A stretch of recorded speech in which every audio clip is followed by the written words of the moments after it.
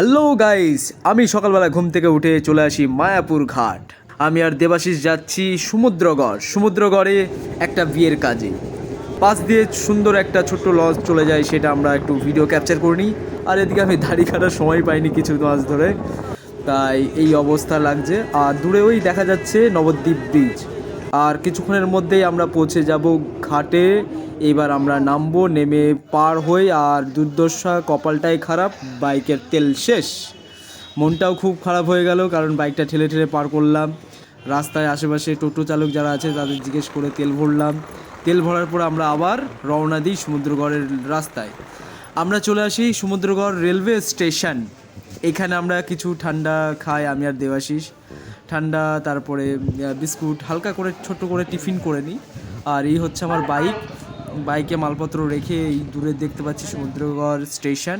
আমরা আবার রওনা দিই বিয়েবাড়ির উপলক্ষে। আর এখানে এসে আমরা ক্যামেরাটাকে রেডি করে ফ্রেশ করে, এই হচ্ছে ছেলের বাড়ি।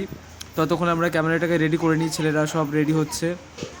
আমরা বোরিং হচ্ছি, একটু বসে আছি, কারণ সকাল থেকে অতটা জার্নি করে এলাম। আর এখানে বাচ্চা ভাইরা সব মাছটাকে প্যাকিং করছে, কারণ মেয়ের বাড়িতে পাঠাবে। আর মেয়েরাও, মায়েরা যারা আছে তারাও রেডি হচ্ছে। আমরা বসে বসে অপেক্ষা করছি কি করব। এদিকে আশীর্বাদের জন্য মালপত্র সব গাড়িতে লোড করা হচ্ছে।